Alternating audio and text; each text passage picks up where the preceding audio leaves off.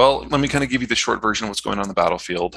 This will obviously be a little outdated by the time this posts in a few hours, but it gives you an idea of what's going on.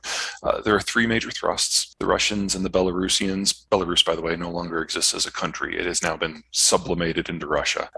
Belarusian and Russian forces have poured south into Kiev. They're in the process of launching their fourth major assault on the city right now. There is a second push that is in the east, going into the city of Krakow. Krakow is a Russian ethnic population, Russian speaker city that has now been under regular shelling for the last 12 hours. The Russians apparently have gotten frustrated that they just couldn't just go in there and have everyone join them, so they're leveling it.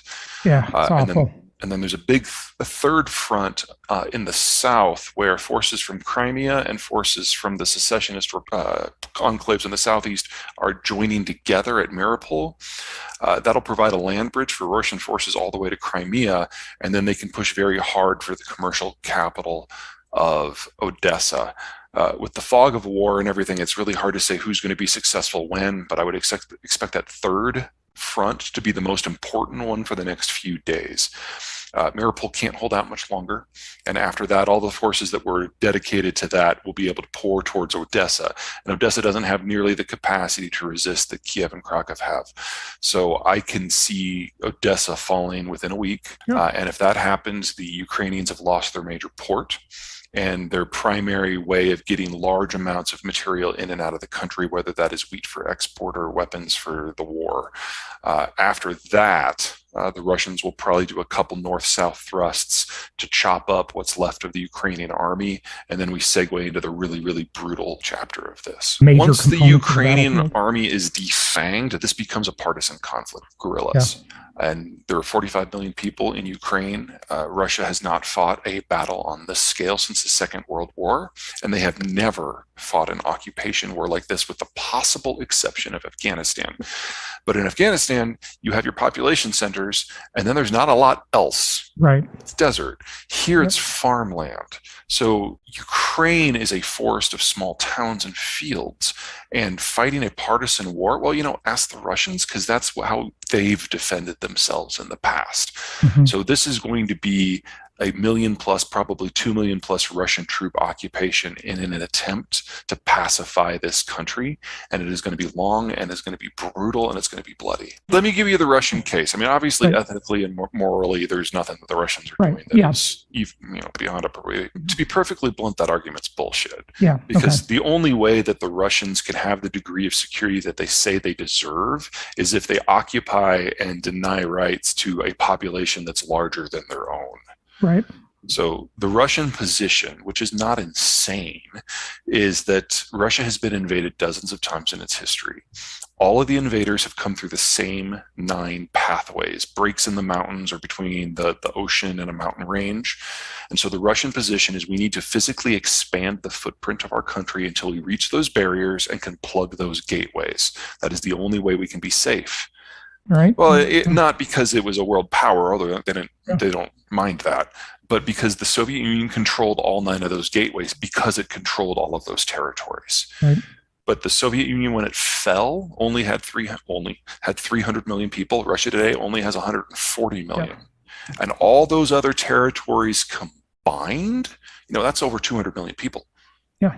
So the only way Russia will stop, the only way that Russia will be satisfied is if they get it all, because they see that as the only way they can be safe. Today, no one, but Russian history is replete with examples. So they're not thinking about this moment. They're looking forward, because the Russian population is dying out.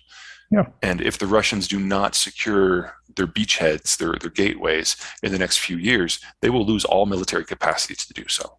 And so the only thing that is worse from their point of view of doing nothing and just allowing time to take them over is if they try and fail.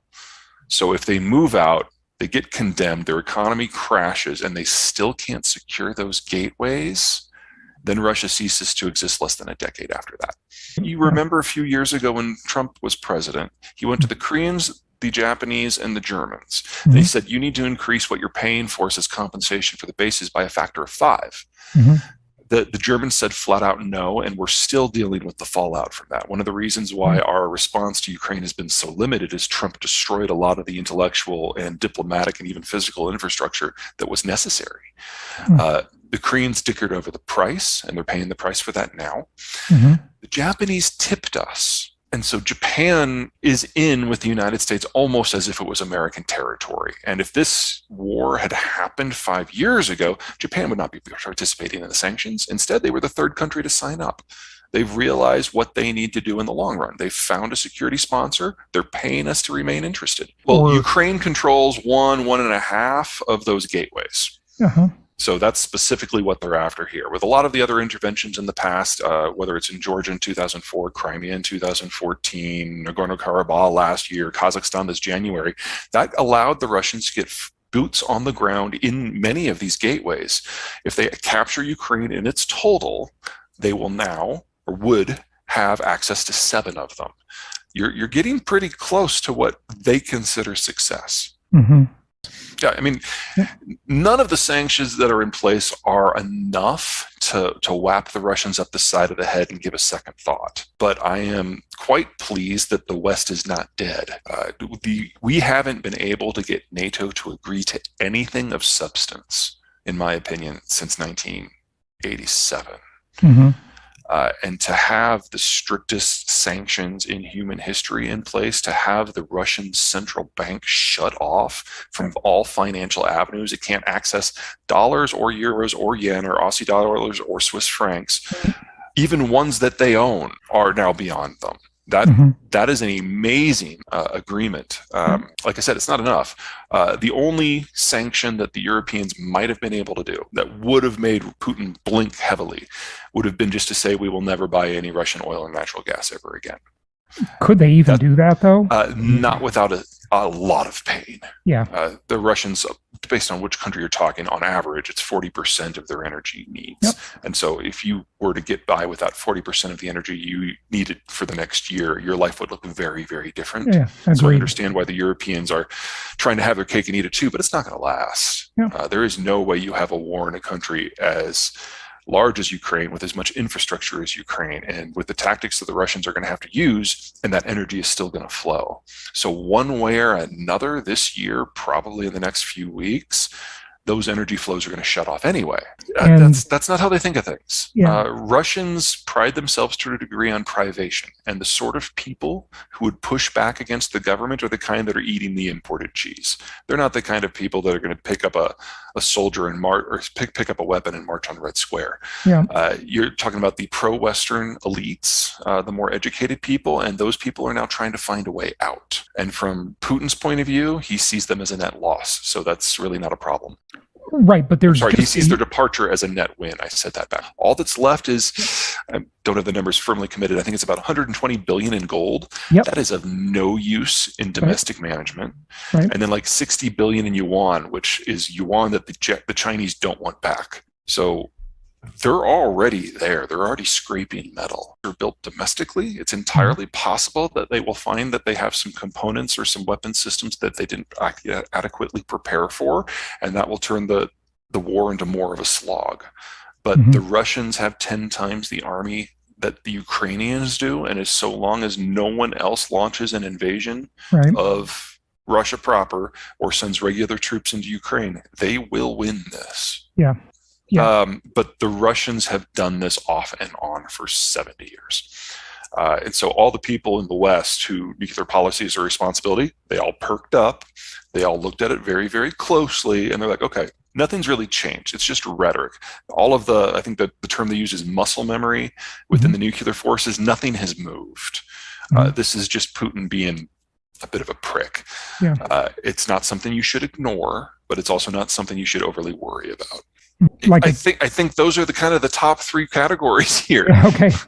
He is an evil tyrant. He is a dictator, and now everybody but Tucker Carlson admits it. Even Tulsi Gabbard and Bernie Sanders have switched sides finally. Second, he is desperate for his country because he realized that demographically they're in collapse and they have very little time left. And yeah, he wants to be remembered as the next Peter the Great or Catherine the Great, somebody who remade the Russian condition and allowed the country to coast on those successes for decades to come. It's our job to make sure he fails at all three.